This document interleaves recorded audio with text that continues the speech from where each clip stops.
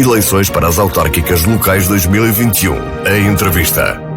Muito boa tarde, sejam mais uma vez bem-vindos ao espaço de entrevista, tendo em conta as eleições autárquicas do próximo domingo, 26 de setembro. Hoje recebemos no espaço de entrevista que o Rádio Clube de Angra tem reservado desde há 2 semanas a esta parte o professor Alan Menezes, candidato, boa tarde professor, recandidato, dito melhor, não é? Presidente da Câmara Municipal de Angra do Heroísmo pelo Partido Socialista. Professor, obviamente, e por razões de função, ambos fomos falando os dois muito ao longo desses últimos 4 anos. Aliás, os nossos ouvintes já nos ouviram muitas vezes. É verdade, e espero que gostem, pelo menos, senão torna-se desagradável, o que é desajeitado.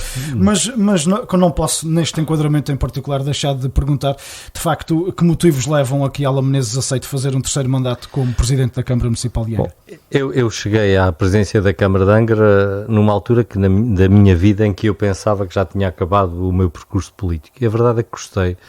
E a verdade é que surgiram ao longo destes anos um conjunto de projetos que são verdadeiramente entusiasmantes, e eu achei que já agora, já que a lei permite que eu pela última vez, esta é a última possibilidade que tenho de me candidatar, o possa fazer, que o devia fazer.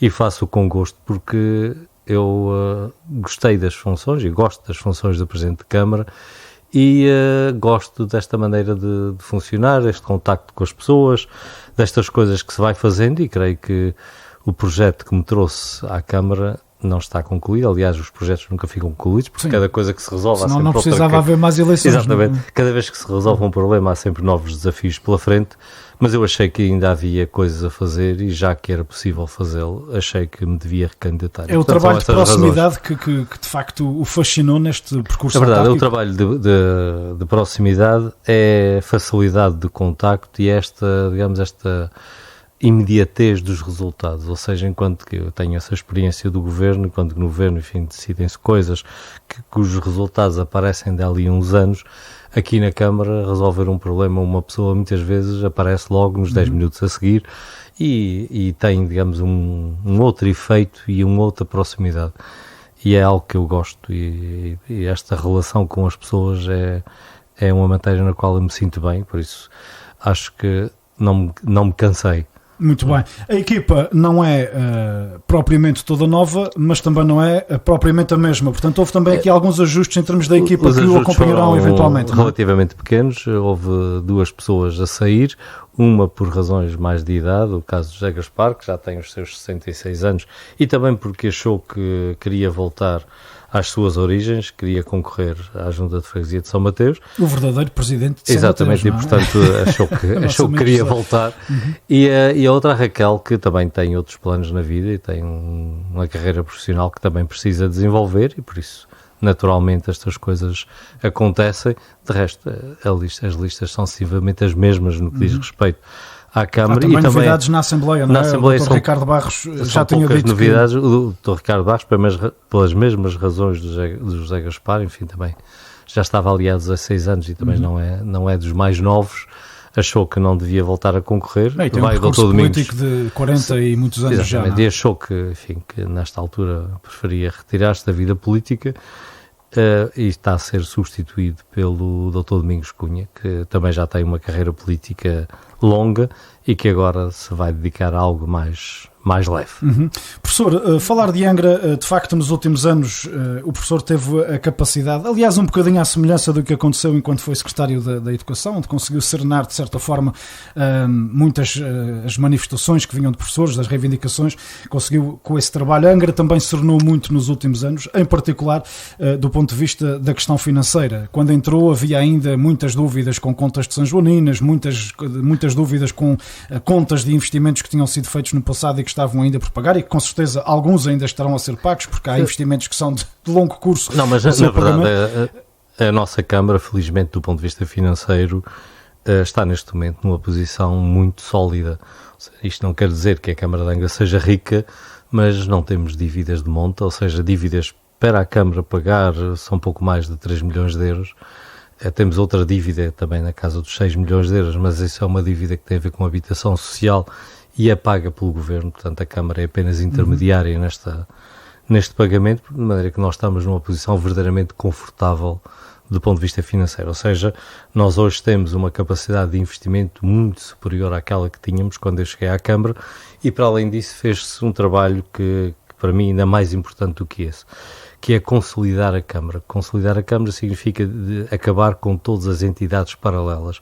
Um dos grandes problemas que as nossas autarquias têm é quando as contas da Câmara não correspondem às contas do grupo municipal, ou seja, há câmaras que até têm umas contas que à primeira vista parecem equilibradas, mas depois têm juntam lá as empresas um conjunto de municipais, empresas municipais e um conjunto de outras associações e entidades que têm depois grandes dívidas que acabam, obviamente, por ter que ser pagas pela autarquia, e isso causa seríssimos problemas ao equilíbrio financeiro do município. No caso de Angra, nós neste momento somos a Câmara de Angra. E a Tarambo, que não é exclusivamente da Câmara de Angra. Que é 60% de Angra, 40% da Praia de Vitória, mas todas aquelas outras entidades e associações... Que no caso era a Cultura Angra e os serviços municipalizados. E a associação, sim, que promovia as São Joaninas. E os serviços municipais, tudo isso foi internalizado, e hoje, quando nós apresentamos a nossa conta no fim do ano, é aquela conta, não há mais nenhuma conta paralela e não há mais nada que consolidar, ou seja, as nossas contas passaram a ser muito mais transparentes e, obviamente, muito mais seguras. Portanto, isto reduz em muito os riscos de gestão futuros, porque pronto, as coisas ficaram muito mais simples do ponto de vista da gestão financeira e mesmo da gestão em geral da Câmara, e dá ao município uma segurança como ele já há muito tempo não tinha. Ou seja, hoje as contas da Câmara de Angra são aquelas mesmo que aparecem ali. Dito assim, pode-se então colocar uma questão que talvez faça jeito esclarecer, que é, se tendo a Câmara dinheiro e capacidade de endividamento, porque é que, por exemplo, obras como o mercado municipal não chegaram a avançar? É que se calhar as pessoas não percebem bem, não é? Bom, a não chegar a avançar não tem a ver exclusivamente com questões financeiras. Aliás, as questões financeiras são as que menos pesam. Teve essencialmente a ver com questões de natureza técnica, com um projeto complexo e com um conjunto de exigências que resultam do facto do mercado estar a ser construído no coração da zona classificada, que implicou fazer e refazer o projeto várias vezes, e portanto houve aqui estes atrasos que são naturais quando nós temos uma estrutura com aquela dimensão numa zona que tem a sensibilidade do ponto de vista patrimonial que tem o local onde o mercado vai ser construído. É claro que todos nós gostaríamos que as coisas tivessem andado mais depressa. Para mim há aqui uma certa frustração pelo facto de isto não ter andado melhor, mas a verdade é que até andou. E também do ponto de vista financeiro é preciso não esquecer que a Câmara de Angra tem contas sólidas, mas é preciso mantê-las sólidas para nós podermos garantir o nosso futuro. Aliás, quando aconteceu estas questões que tiveram a ver com o Covid e que ninguém esperava que acontecessem, a nossa Câmara fez face a todos os problemas que foram surgindo sem problemas. Porquê? Porque tinha contas sólidas. E nós não sabemos quais são as questões que estão no futuro.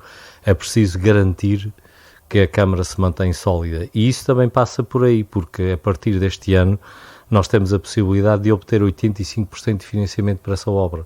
É muito diferente de começarmos no quadro anterior, em que já não havia dinheiro e em que tínhamos provavelmente algumas dificuldades no seu financiamento. Portanto, o mercado será do novo quadro comunitário ou ainda do atual quadro comunitário? Não, do novo quadro comunitário. O atual quadro comunitário, no que diz respeito à Câmara de Angra, já está nas linhas em que o mercado poderia ser inserido, já está largamente esgotado. Aliás, nós já temos em lista de espera o centro interpretativo que está feito e que tem estado ali à espera de financiamento, está neste momento candidatado. O centro interpretativo era uma obra que Ala Menezes poderia ter concretizado, não teria, era esse apoio europeu eventualmente que fazia face, ou seja, que reduzia a capacidade da Sim, mas o centro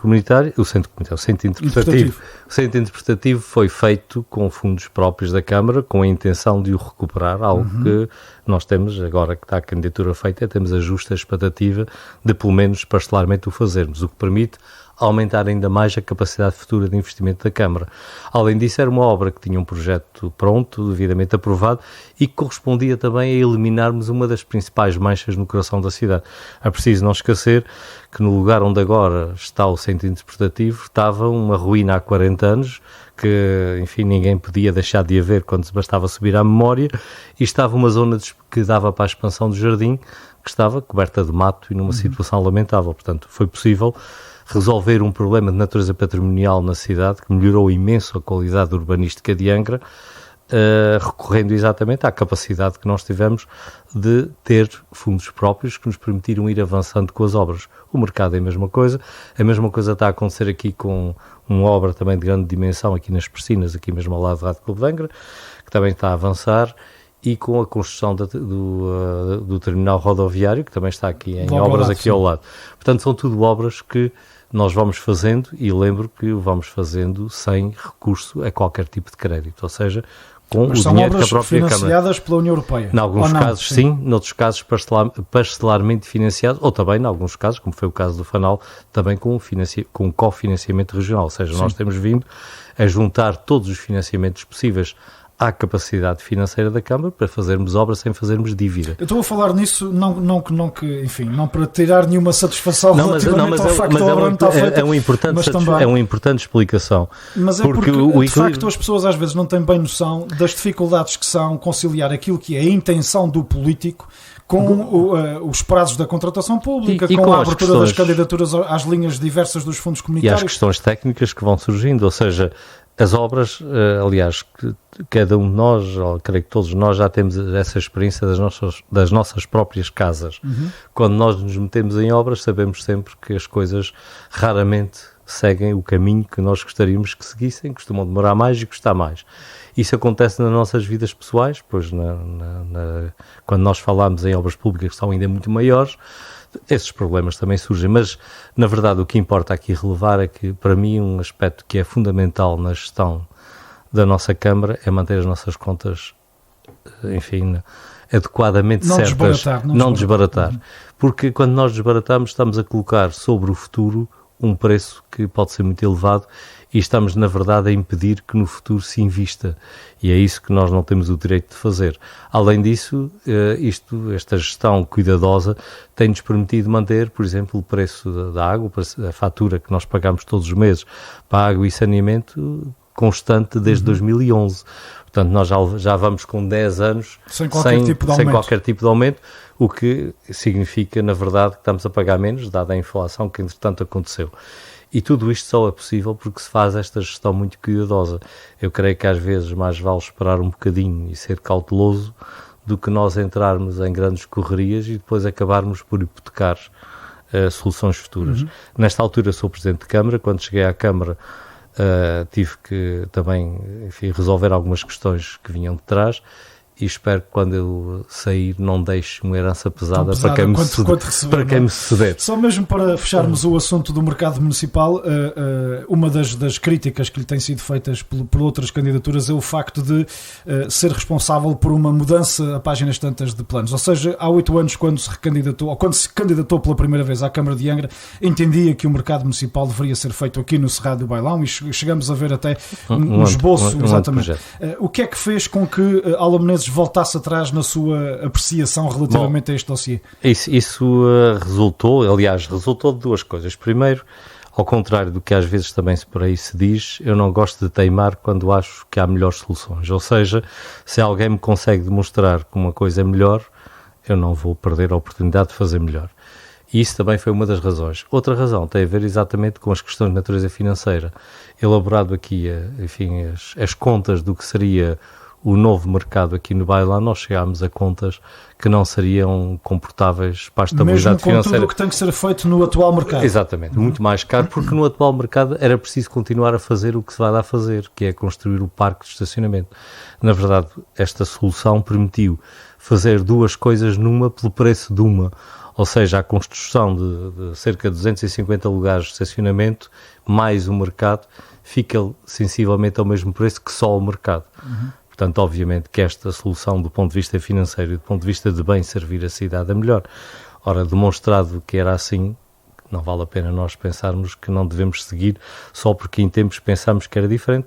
Na verdade, nós partimos com a ideia que no lugar onde agora está o atual mercado devia ficar apenas o estacionamento e que faria mais sentido termos um mercado maior, enfim, quase tipo centro comercial aqui nesta zona do Bailão, mas depois, de vistas as contas, chegámos à conclusão que isso seria um pesado fardo para a Câmara, razão pela qual achámos que era melhor juntar as duas coisas. E isso, felizmente, teve o consenso de todos os vereadores, é uma solução aprovada por unanimidade, o que obviamente é sempre mais agradável e mostra que é um caminho mais seguro e, portanto, eu não tenho qualquer custo em dizer que, sim senhor, foi demonstrado que era melhor outra solução, pois E teimosamente mudou de opinião. E também fica aqui a minha garantia que sempre que me demonstrarem que há uma solução melhor, eu teimosamente optarei por aquela que for melhor.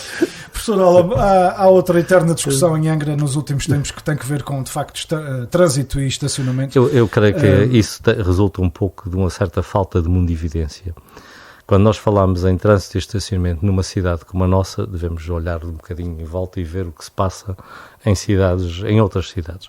Nós, de facto, temos ainda algumas questões de trânsito a resolver, nomeadamente a zona da Guarita, que é uma zona que neste momento aquela que maior dificuldade tem, e temos aqui no Alto das Covas também algum acerto a fazer.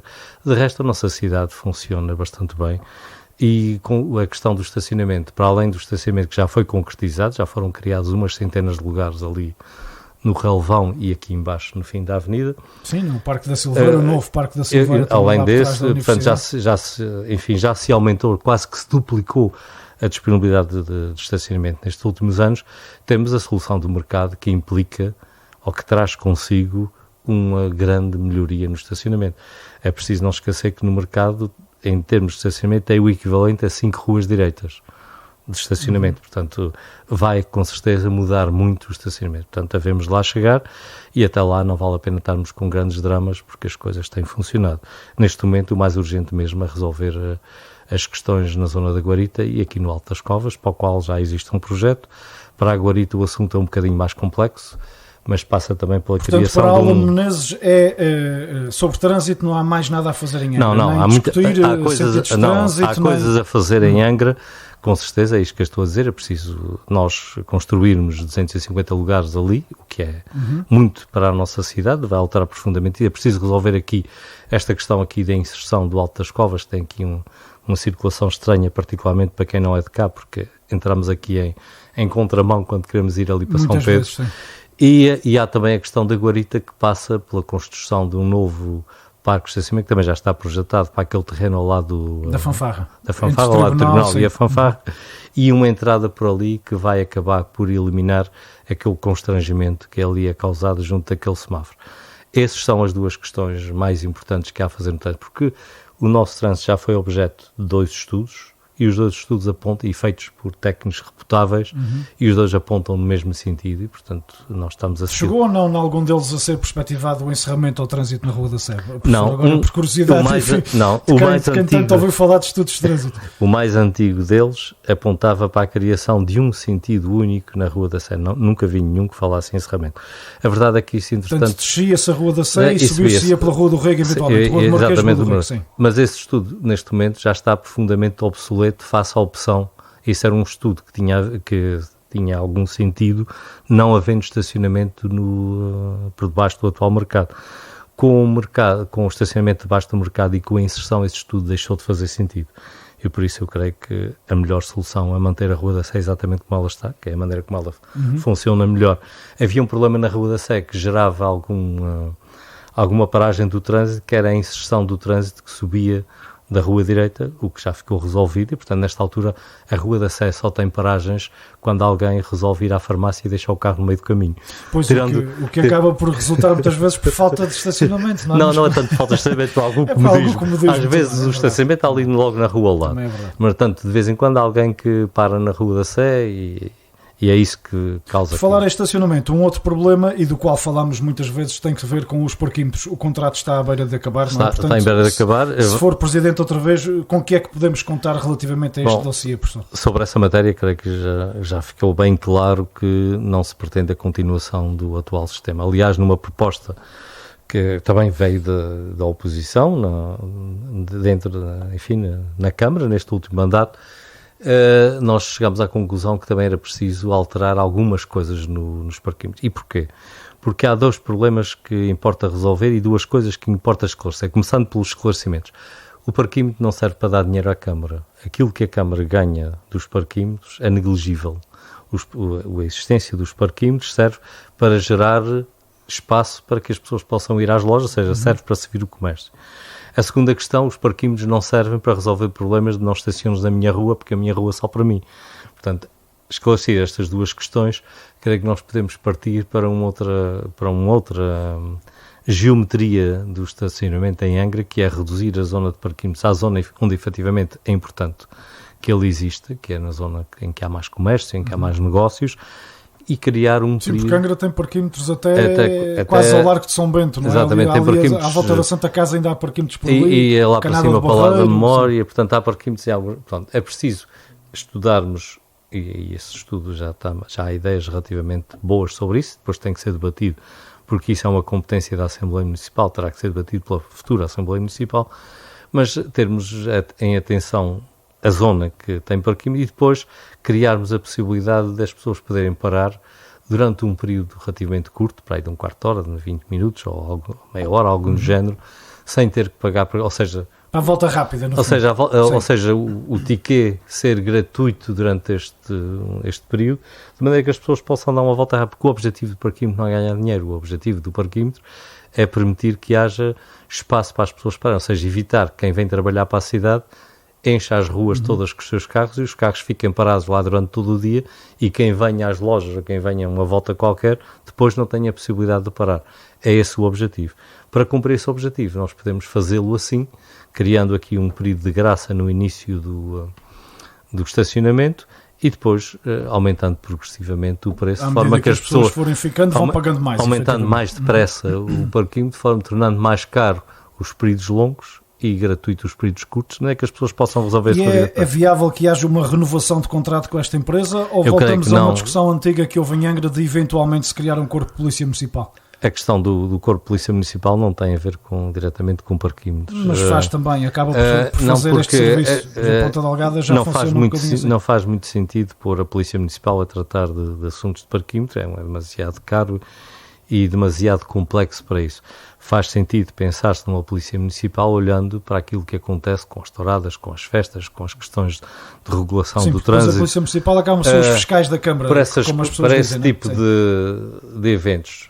Mas é uma matéria complexa e que tem estado, desde há uns anos para cá, parada, porque isso implica um acerto com o Ministério da Administração Interna, que não tem sido fácil de se fazer. Para além de que depois o corpo tem que ter formação específica. E tem que ter determinadas regras, ou seja, é um assunto complexo, mas é um assunto que não deve ser descartado, mas não me parece que seja também uma das coisas mais prioritárias para a nossa cidade. Contudo, é uma matéria que não deve ser colocada fora de discussão, deve ser discutida, deve ser debatida, até se encontrar uma solução adequada do ponto de vista financeiro e do ponto de vista técnico que permita que a nossa cidade funcione o melhor possível.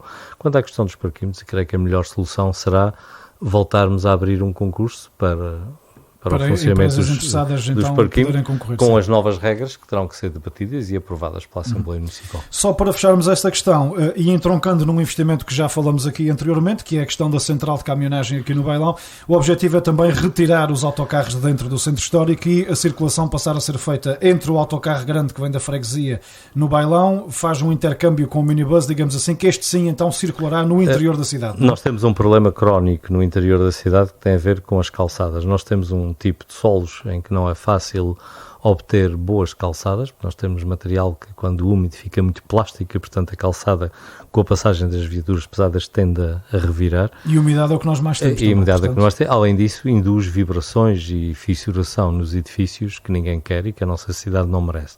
E portanto nós devemos, como a maior parte das cidades, restringir a circulação de viaturas muito pesadas no interior da cidade.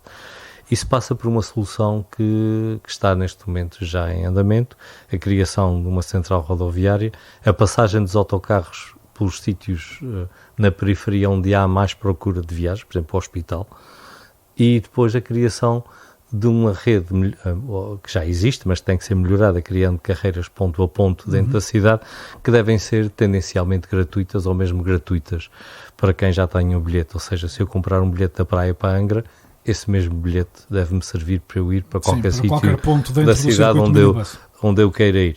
Mas provavelmente a melhor solução, até mesmo do ponto de vista da gestão depois da bilhética, é criarmos uma rede gratuita dentro da cidade, de forma que as pessoas possam, dentro da cidade, andar de ponto a ponto, como está a acontecer, aliás, na maior parte das cidades europeias, podermos andar de ponto a ponto sem estarmos a pagar. Neste momento paga-se 30 cêntimos, é um pagamento simbólico, mais vale nós abdicarmos desses 30 cêntimos que não adiantam grande coisa para as contas municipais e transformarmos este sistema num sistema mais eficaz que permita que as pessoas possam circular dentro da cidade, entre quaisquer pontos, em qualquer momento, sem estar a pensar em bilhetes.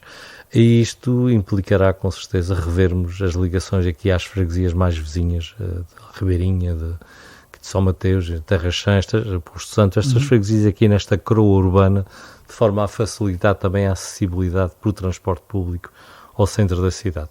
Portanto, há neste momento já uma ideia clara sobre como é que isto deve ser feito, criando aqui no Bailhão o nó entre todas estas carreiras, no Bailhão e na Praça Velha, ter aqui dois pontos de encontro, o Bailhão com as carreiras extra-urbanas, as que vêm de longe, e a Praça Velha depois nas ligações dentro da própria cidade, de maneira que as pessoas possam, com rapidez, passar de qualquer ponto da cidade para qualquer ponto da cidade. E com menos trânsito, se usarmos mais os transportes públicos, com menos trânsito, com menos poluição e creio com melhor qualidade de vida, com menos vibrações nos prédios e com menos deformações nos pavimentos. Nas calçadas. Uma das questões que algumas das outras candidaturas também abordam nesta campanha eleitoral tem sido exatamente na política de transportes, o serviço público de passageiros, em particular, digamos, ao meio rural, às nossas freguesias e vilas.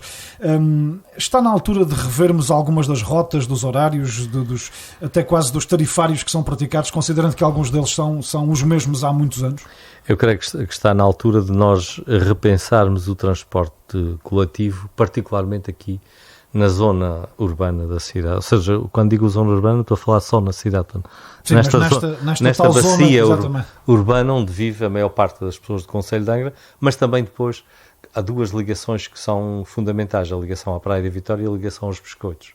Porque isto permite, de alguma maneira, cobrirmos todo o Concelho e toda a ilha, depois gerarmos aqui um melhor funcionamento do transporte público.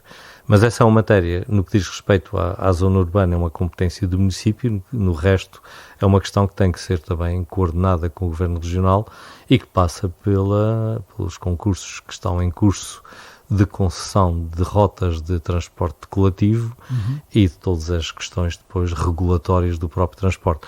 Mas essa é uma matéria que cada vez mais nós temos que olhar para ela, porque nas cidades modernas cada vez mais a disponibilidade de transporte público tem vindo a substituir a utilização de viagens de curta distância e nós temos muitas viaturas a circular na nossa cidade que vão quase de rua a rua. Da Praça Velha ao Alto das Covas, basicamente. Não. Também em dias de chuva dá jeito, mas... Talvez não seja tanto, mas do Bailhão à Praça de Touros. Muito bem, professor, deixe-me, já que falamos na questão das acessibilidades ao meio rural, deixe-me focar neste meio rural, no nosso meio rural, que é, no fundo, tudo é meio rural, inclusive quase a nossa cidade, não é? Então nós estamos num cantinho do céu bom. Eu já comecei a pensar, já tive essa ideia, mas agora acho que... E quando nós olhamos para a cidade e quando olhamos em particular para aquilo que são os empregos das pessoas nas nossas freguesias, que nós hoje somos praticamente mais uma cidade, rurais, não é? Somos praticamente uma só cidade, porque na verdade nesta altura nós temos gente a trabalhar aqui em Angra, vinda de todas as freguesias da nossa ilha, e temos gente que vive em Angra que trabalha na praia ou em qualquer outro lugar, ou seja, a Ilha Terceira, até pela sua estrutura geográfica compacta, é uma ilha que funciona um pouco como, uma única unidade do ponto de vista económico. Sim, quaisquer 20 minutos nos põe de um ponto ao outro. Exatamente, ponto mais isso permite que haja de facto esta nova vivência que as pessoas, vivem numa freguesia qualquer, mas, estão noutra qualquer. Basta olharmos para as nossas filarmónicas, tradicionalmente só tinham músicos da freguesia e hoje nós vemos já discutem a necessidade de carrinhas para ir buscar os músicos. Exatamente, nós já temos músicos virtuais. Isso mostra que de facto a nossa ilha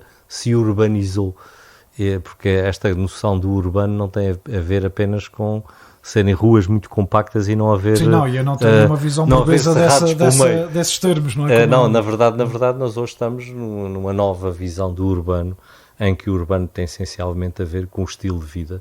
E nós somos cada vez mais urbanos todos, mesmo aqueles que vivem nas freguesias mais distantes da cidade. Vamos então falar destes territórios, das nossas freguesias. Obviamente o Conselho vai de São Sebastião aos Altares. Há muito... Vai da Rochela à Ribeira Seca, para ser mais exato. nem mais. Há muito território para ordenar, para planear, para investir. Quais são as principais políticas que Hélio Menezes preconiza num próximo mandato para o desenvolvimento dos nossos meios de freguesias e vilas? Eu creio que nós temos vindo, no que diz respeito a essa questão, a caminhar no sentido certo, que é o sentido de nós cada vez mais caminharmos para uma política de integração territorial, em que as pessoas, independentemente do lugar onde vivem, têm acesso ao mesmo tipo de serviços e às mesmas vivências e às mesmas partilhas. Obviamente que isto também tem o outro lado, que é a necessidade de nós não descaracterizarmos as nossas freguesias e, enfim, de mantermos aquele sadio bairrismo que faz com que as coisas funcionem da maneira como funcionam e que são, enfim, das características da nossa cultura. Portanto, nós temos que equilibrar estes dois sentidos, ou seja, manter vivas e atuantes as nossas instituições de freguesia, e nessa matéria o município tem tido uma grande atenção e um grande cuidado no sentido de financiar, enfim, tudo o que são instituições das freguesias, desde as filharmónicas aos impérios, às questões, aos passagens e às questões religiosas, enfim, tem-se feito os possíveis por manter todas as instituições vivas e atuantes, mesmo durante este período de pandemia, em que houve aqui algumas dificuldades, porque não foi possível fazer as angariações de fundos, nós substituímos e chegámos à frente no sentido de as manter vivas, e há que manter esta relação, que é gerar qualidade de vida em todo o nosso território, criar condições para que as instituições das freguesias continuem vivas e atuantes, e olhar para o nosso território como um território único e contínuo. E isso é um desafio que tem que ser mantido e tem que ser aprofundado, de forma que não haja, enfim, gente que vá ficando para trás só porque mora neste ou naquele lugar. Portanto, é preciso chegar a todo o lado. Depois há um conjunto de outras questões que para mim são fundamentais.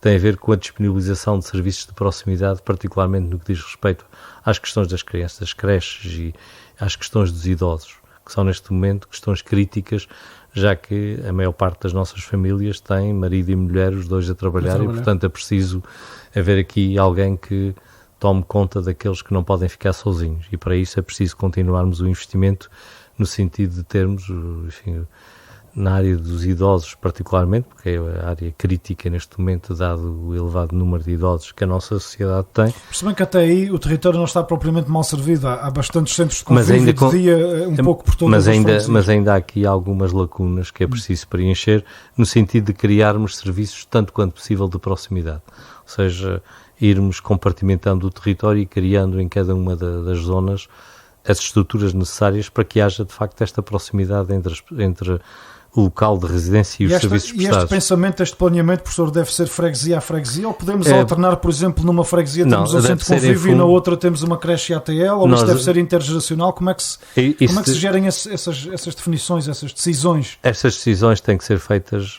caso a caso, também em função das iniciativas locais e em função do número de pessoas a servir, ou seja, não vale a pena irmos fazer creches e ATLs onde não haja crianças, ou irmos fazer um lar de idosos onde não haja idosos. O que é preciso é colocarmos estes equipamentos nos lugares certos em função da densidade populacional e da procura, e obviamente que isto não é apenas dependente da vontade do município nem da vontade do governo, é muito dependente das iniciativas locais, ou seja, das instituições, das IPSS e outras instituições que existem nas nossas freguesias, que têm iniciativas desta natureza que devem depois ser apoiadas e canalizadas para o bem das pessoas e para a criação dessa proximidade. E a outra questão tem a ver com as questões da habitação, em que é preciso também termos aqui uma particular atenção à habitação. A habitação neste momento começa a ser novamente algo de demasiado caro. Houve um período de alguma perda de valor da habitação, mas ela está neste momento muito cara e a maior parte... os bancos não estão muito confiantes em emprestar por dar cá aquela palha, como já foi noutros tempos, não é? Portanto, há aqui uma conjugação de fatores que torna tudo mais difícil. Mas há um outro fator que ainda me parece mais importante do que esse. Nós não podemos obrigar os nossos jovens, logo que casam, a hipotecar o seu futuro até aos 70 anos com uma dívida. porque isso obviamente depois... 85 no meu caso, espero conseguir pagá-la. Espero conseguir cumprir esta esperança média de vida. Mas isto depois tem uma outra consequência a nível da natalidade, ou seja, os casais depois também não podem ter às vezes o número de filhos que querem, porque é preciso recursos, já estão empenhados noutras coisas, e é por causa disso que é preciso nós de facto olharmos para a habitação. A Câmara tem neste momento em curso a elaboração do Plano Municipal de Habitação, está praticamente pronto para ser aprovado, não foi agora porque também estávamos em período eleitoral e tem que haver aqui algum debate em torno disso que não deve ser misturado com estas questões de agora, e é preciso aproveitar os fundos que o Governo da República disponibilizou para esse fim. Agora na bazuca, não é? Na sala exatamente, da bazuca. no sentido de fazermos um sério investimento na habitação, não tanto na habitação social, não se trata de fazer mais bairros sociais, trata-se até de... para este nível, Angra, felizmente, tem os seus problemas praticamente todos resolvidos. Nós somos provavelmente o município, não, nos Açores somos de certeza, mas a nível nacional, que em termos de per capita mais habitação temos. Nós temos 430 ou 440 casas de habitação social. Não é essa a questão. A questão aqui é nós sermos capazes de apoiar os mais jovens daquela classe, chamada classe média, que querem obter habitação a preços mais razoáveis. Uma das propostas que consta do programa eleitoral que nesta altura apresentamos é exatamente a eliminação de todas as taxas urbanísticas para os jovens abaixo de 35 anos que queiram fazer recuperação de casas com mais de 30 anos. Ainda são muitas essas taxas? As taxas são razoavelmente elevadas, ainda são alguma coisa, e isto vem de acordo com aquilo que está preconizado no tal Plano Municipal de Habitação e que também está a ser preconizado pelo Governo da República, porque permite depois um acesso direto e imediato aos fundos da regeneração urbana. E é isso que nós temos que fazer, porque nós temos em todas as nossas freguesias, e mesmo na nossa cidade, muita casa vazia que sim, pode... Quem vê por fora, quem vê caras não vê cruzes. Não, e mesmo algumas que a gente já vê pela cara que aquilo não está bem. Pois, enfim, fruto da idade, não é? Do envelhecimento. Há algumas coisas que se percebe que a alma não está lá e é preciso pôr gente lá dentro. E para isso é preciso nós termos políticas que permitam que estas casas possam ser colocadas no mercado e entregues aos mais jovens. O que acontece é que nesta altura os preços desses terrenos ou dessas casas estão demasiado elevados, portanto é preciso criar aqui mecanismos que permitam a sua redução e encontrar melhores soluções para quem quer recuperar casas. Já que estamos a falar nesta vertente e muito rapidamente, até porque na semana passada saiu aí resultado de pesquisas e de estudos que a Universidade tem vindo a fazer sobre aquilo que a Câmara de Angra descobriu. Foi a Câmara de Angra a primeira a falar em térmitas, não é? Enfim, em determinada altura, o que provocou muita gente perguntar, mas o que é isto, não? O que é isto? Mas de facto os estudos vêm dizer que há um agravamento ligeiro desta praga silenciosa. Mas esta é uma praga com a qual nós temos todos que conviver, portanto as soluções estão aí à vista. E a maior parte... O regime de apoio que existe atualmente o regime de apoio é o normal, é o melhor para combater, e porque as soluções para reduzir pelo menos as soluções passam essencialmente por alterarmos, e como aliás já aconteceu já nesta altura, praticamente toda a gente está a colocar tetos metálicos e está a colocar já outro tipo de materiais nas suas construções. Portanto, a questão das térmitas passa essencialmente por aí. Além disso, já surgiram no nosso mercado várias empresas que fazem os tratamentos das madeiras e, portanto, nós temos que viver com elas. Com isto eu não quero dizer que não seja um assunto importante, é com certeza, mas é um assunto... Mas é difícil mesmo assim de eliminar, de erradicar? Não, eu creio que não. Ou é como as dívidas, gerem-se uma vida inteira? Eu creio que, infelizmente, as térmitas, tal qual como as baratas ou como os ratos ou os pombos, são pragas com as quais nós temos que conviver. Claro que nós temos que saber tomar as necessárias medidas para que elas sejam, enfim... animais que para aí estão e não nos causam dano, e é isso que está a acontecer com a maior parte das casas. Portanto, nós estamos a assistir a uma mudança radical nas tecnologias utilizadas na construção civil, o que tem vindo, claro, a criar condições de criar casas que são muito resistentes ao ataque das térmitas, como aliás já acontece em praticamente todas as cidades das regiões tropicais e subtropicais do mundo. Esta questão não é uma questão única nossa. Sim, toda a gente, todas as cidades e, enfim, todas as povoações que estão em zonas com características climáticas semelhantes às nossas têm este problema. E, portanto, é uma questão que com a qual nós temos que conviver. E das outras pragas também, ou seja, não há nada que se possa fazer, nomeadamente na questão dos pombos, não, há muita coisa não? Que se pode fazer. Claro que nós não vamos exterminar de vez os pombos, não vamos acabar com a raça, mas temos que os reduzir e neste momento... ali na zona do antigo hospital, um pouco por todo o concelho. Então se houver uma palmeirinha, eles adoram uma boa palmeira, não é? Uma boa palmeira ou uma casa que esteja desabitada e que tenha umas aberturas no teto, transforma-se num gigantesco pombal. Mas não é apenas as pombas, nós também temos uma nova entrada que também já começa a ser um problema, que são as rolas turcas, que entraram aqui na ilha há relativamente pouco tempo e que nesta altura já se espalharam por toda esta zona urbana e já são também problemáticas. Portanto, nós temos um conjunto de desafios que têm que ser resolvidos.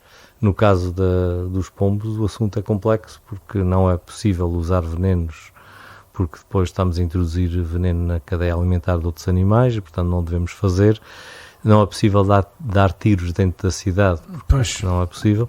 E, portanto, nós estamos com opções que não são das mais eficazes, mas tem-se vindo métodos contraceptivos, eventualmente. Métodos contraceptivos também não tem grande coisa. A melhor solução é a destruição dos ninhos e a eliminação de lugares que possam servir de... Uma oportunidade, um novo nicho de mercado, não é? Novas empresas aí para caçadores de ninhos. Vai ter que surgir. Mas porque estamos a brincar com coisas sérias. Não, nesta altura é uma necessidade. Todos nós, eu por exemplo, tenho uma palmeira na minha casa e tenho uma quantidade de pombos e tenho um fio de telefone atrás de casa que à noite é um poleiro de rolas. Portanto, fosse só isso, o problema depois é toda a porcaria que eles fazem, que é outra Aliás, o meu carro bem o demonstra. Professor, vamos rapidamente olhar aqui para a questão turística. Muito se fala também da questão de Angra Património Mundial e sobre isso, que visão turística tem Alma Menezes para os próximos 4 anos e se é ou não de ponderar a aplicação de uma taxa turística em Angra, por exemplo? Eu creio que nós ainda estamos muito longe de precisar de taxas turísticas, porque infelizmente ou felizmente, porque isto agora, como sempre, há sempre lados bons e lados maus em tudo. Nós nesta altura ainda estamos numa fase muito incipiente de abertura ao turismo da ilha e da cidade em particular, ou seja, nós ainda temos muito que crescer antes que os problemas das cidades que já têm excesso do turismo cheguem até cá e se calhar vamos demorar muito tempo a chegar lá, dadas a distância que nós estamos face aos mercados emissores. Portanto, para nós a questão da taxa turística não é neste momento algo que... Portanto, poderia afastar mais do que chamar... E não faz sentido, quando nós estamos numa luta para chamar turistas, criar um mecanismo para reduzir o número de turistas. Ou seja, nós não podemos estar a fazer o mais e o menos ao mesmo tempo. E a própria situação financeira da autarquia também não faz ponderar isso, como já percebemos. Essa é uma questão que não... Tem sido uma questão que tem colocado a todos os candidatos da Angra e Praia. É uma questão que não tem interesse nenhum. Aquilo que tem interesse sim é nós melhorarmos a visibilidade da cidade e da ilha e para isso tem-se vindo a trabalhar bastante. E nesta altura a Câmara tem vindo a produzir guias e temos 2 guias, um em francês feito por uma empresa, a Petit Fouté, que é uma empresa da especialidade, outro em português, que é da Foz Comigo, que é uma empresa... Depende do sítio para onde o professor quiser fugir. Mas... Não, mas neste caso é Foz Comigo para Angra. Claro que sim. Esta empresa é uma empresa especializada em guias.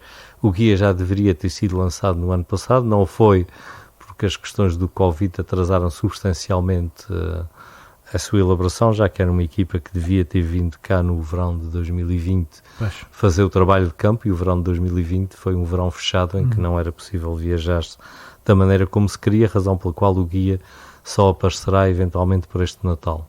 Mas é um guia que vem também mudar um pouco o paradigma, estes guias aliás vêm mudar o paradigma do que é a Ilha Terceira no mercado turístico, que vão passar a ser vendidos junto dos guias das grandes cidades com outro tipo de visibilidade. E depois há um trabalho que tem vindo a ser feito e que é preciso continuar a fazer, que é a criação de boas condições para a visitação. A questão da visitação numa cidade que se quer aberta ao turismo moderno já não pode ser chegar à Terceira, alugar um carro e dar uma volta à ilha. Não é isso que as pessoas querem andar por lugares. Foi por isso que se investiu também aqui neste passeio do Fanal até ao Castelinho. Nesta altura também consta das propostas para o próximo mandato a continuação desse passeio, quer em direção à Silveira, quer no outro extremo, até à Baía das Águas e à Rua Miramar, de forma a criar um percurso mais comprido. É por isso que o município também comprou aqueles terrenos na encosta da Serra de Morião para permitir fazer um mirador lá em cima e abri-los ao público. Eles já estão abertos, mas pretende-se melhorar e criar ali condições diferentes de visitação.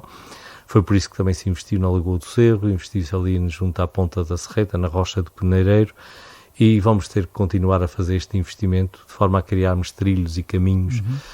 Criou-se uma grande rota, a primeira da ilha e uma das maiores do arquipélago. Quase 40 km, é preciso coragem. Já fez o trilho? Não, eu fiz uns troços.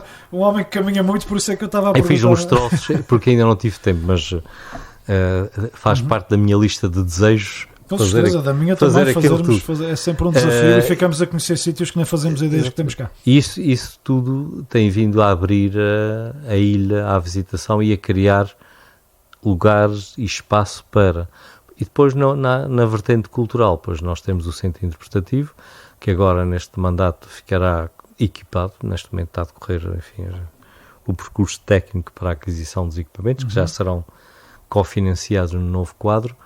Isso cria também ali um lugar para contarmos a história da cidade e da ilha, e depois temos que continuar este trabalho as pessoas já viram com certeza, aqueles quadros verdes de madeira verde que estão aí pela cidade e para outros lugares, que permite que as pessoas vão conhecendo e vão seguindo determinados caminhos. Isto exatamente para nós darmos o salto daquela coisa que eu fui à terceira, dei a volta à ilha e vim-me embora. Não é isso que pode acontecer. Não faz muito tempo apanhei... Por acaso, na Vila Nova, na zona balnear das Escaleiras, um grupo de 3 turistas que estavam um pouco indignados porque na terceira não tinham absolutamente nada para fazer. E, portanto, sentiam-se defraudados, enganados e tal. E quando lhe comecei a explicar àqueles 3 jovens que havia imenso para ver e para visitar na terceira, eles acharam a páginas tantas então que estavam na ilha errada, não é? Porque a gente já andou por aí, não viu? Portanto, dá a sensação que há aqui uma, de facto, destruturação da oferta, não é? Uma desorganização, digamos, talvez, eu creio que começa na forma já, como oferecemos isso, não é? Começa já a surgir alguma forma de organização, mas nós precisamos, e daí a razão dos tais guias que eu há bocadinho falava, nós precisamos de melhores guias e precisamos, de facto, de continuar este trabalho de infraestruturação do território. Ou seja, repare que o professor falou sempre em termos de ilha. Este é um trabalho que a Câmara de Angra tem liderado sozinha ou que tem feito em parceria? Não, a Praia também tem participado. O caso dos guias, a Praia também é parceira neste processo, até porque nós não podemos falar em vir visitar Angra sem visitar a Praia ou vice-versa. Esta é uma ilha aliás, pequena. Por norma entramos por lá e depois chegamos cá, não é? Isto é o tipo de território que só faz sentido falar nele como um todo. E, portanto, não é uma questão concelhia, é uma questão de ilha, e é nesse sentido que nós temos que continuar a caminhar no sentido de infraestruturarmos a ilha. O sambairrismo, às vezes, faz com que as pessoas não percebam bem, não tenham essa amplitude. Há uma coisa que é preciso sempre afirmar-se, e afirmar-se com muita força. Aquilo que é bom para a Angra é bom para a praia e vice-versa. O fortalecimento da economia e das condições de cada um dos concelhos só pode resultar em benefício para o outro. Nós vivemos, de facto, numa ilha que tem uma grande integração, como há bocadinho falava, do ponto de vista urbano, mas também do ponto de vista social. Acho que todos nós temos parentes do lado da praia, todos nós vamos à praia como quem vai a Angra e vice-versa. Portanto, nós vivemos, de facto, num território integrado e temos que olhar para ele como um território integrado. E esta questão, no que diz respeito ao turismo, obviamente, que é mesmo, enfim, não há volta a dar-lhe, porque ninguém vem à Ilha Terceira para vir ao Concelho de Angra, ou ninguém vem à Ilha Terceira para ir ao Concelho da Praia. Nós visitamos a ilha, e estes guias e este trabalho de estruturação da oferta turística tem que ser feito sempre com uma visão integrada do nosso território, de uma ponta à outra, desde a ponta da Serreta até à ponta das Contendas, passando pela praia em toda a sua extensão. Muito bem, professor, estamos mesmo nos últimos 4 minutos do nosso tempo hoje, depois voltaremos a encontrar-nos daqui por 2 dias no debate entre todos os candidatos à Câmara Municipal de Angra, mas gostava de lhe perguntar, ou talvez guardei para o fim a última questão, que talvez seja a primeira, digamos assim, dessa sua recandidatura. O futuro passa pelo desenvolvimento de novas tecnologias por esta área? O futuro passa, no caso de um território insular e distante como o nosso, por 2 áreas. Nós especializarmos naquele tipo de produção em que as questões logísticas têm pouco efeito. E aí entramos claramente nas questões das tecnologias da informática, que são exportadas, não é de avião nem de barco, é via internet e, portanto, chegam instantaneamente ao seu destino. Razão pela qual nós, nesta candidatura, estamos a propor a criação de uma zona livre tecnológica na Ilha Terceira. As zonas livres tecnológicas são estruturas que existem na Europa e que foram regulamentadas em Portugal há cerca de 2 meses e já estabelecemos também contactos com o Ministério respectivo no sentido de nos colocarmos à frente nisso, que permitem a experimentação e a criação com condições fiscais e condições de licenciamento muito favoráveis de áreas de especialização em novas tecnologias. E nós temos aqui 2 áreas em que já temos alguma coisa feita, que é a área da biotecnologia e a área do agroalimentar, que temos histórico e temos capacidade de o fazer. Pela presença da própria universidade.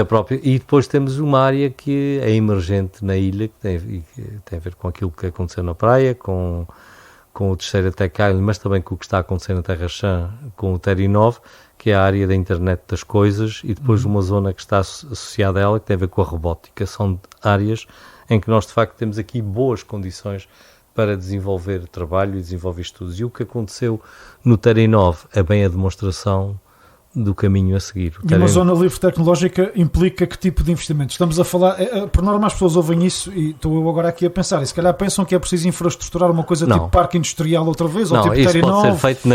Pode ser feito na garagem de qualquer um de nós. Aliás, por exemplo, a Apple foi fundada na garagem do Sr. Jobs. Exatamente. Não é? E, portanto, isto não tem a ver com estruturas, tem sim a ver com condições fiscais e regulatórias mais favoráveis. Digamos assim. Depois de chegarem cá, arranjam um sítio para se arranjar. A Câmara, por sua vez, tem a possibilidade de entrar nisto através do fornecimento de infraestruturas, e nós aí também nos estamos a propor... No fundo, um alargamento da startup, digamos assim. Exatamente, estamos a propor a criação de uma rede LoRaWAN, que é uma tecnologia semelhante à internet, mas de transmissão livre, que cobre a ilha. Nós já temos neste momento montado um conjunto de postos e já cobrimos a cidade. Aqueles contadores que estão a ser instalados eletrónicos que são geridos através dessa rede, e nós queremos abri-la a qualquer empresa, qualquer entidade que a queira usar gratuitamente no território, aqui também da ilha, porque esta é uma questão que mais vale alargar a todo lado.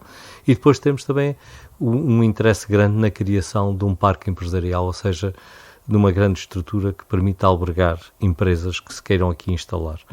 E é isso que é um dos eixos fundamentais do nosso programa para o próximo mandato. Para além das questões que já estão em curso do alargamento do parque industrial, o parque industrial há uns anos atrás estava semi-vazio, hoje está praticamente esgotado, já há 14 novos lotes que estão infraestruturados, que são aqueles ao longo da vedação do aterro. Por lá das antigas bolsas. Sim. Exatamente, e agora estamos a fazer o prolongamento para sul, até quase à Feteira, criando ali mais um enorme território. Toda aquela zona para até instalação. O famoso Barro Vermelho. Exatamente, para aquela zona para ali abaixo, está neste momento já transformada em terreno industrial, e estamos com o processo de infraestruturação em torno daquilo que será a nova fábrica de laticínios, que fica naquela zona ali, e depois são criados ali espaços que permitem algumas centenas de lotes, e portanto vamos também criar aqui condições de fixação de empresas que ali queiram estar. Portanto, na área económica, creio que o melhor caminho é este, é nós investirmos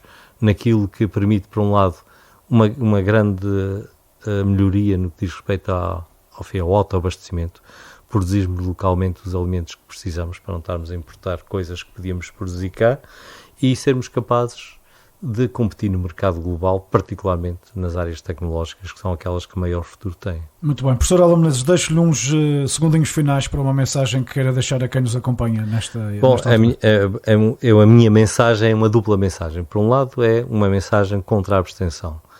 Eu sei que nestas eleições as pessoas tradicionalmente votam, mas ainda assim fica aqui o apelo para que todos vão votar, e depois, obviamente, uma mensagem também de apelo ao voto na minha própria candidatura, na candidatura do Partido Socialista, dizendo aquilo que me parece nesta altura óbvio: nós temos um caminho feito, as pessoas conhecem-nos, sabem quais são as intenções e quais são as capacidades, e também quais são os defeitos, e por isso fica aqui o apelo para que no próximo dia 26 votem no Partido Socialista. Muito bem. Professor Alain Menezes, muito obrigado. O recandidato do Partido Socialista às eleições do próximo domingo à Câmara Municipal de Angra do Heroísmo foi hoje o nosso convidado.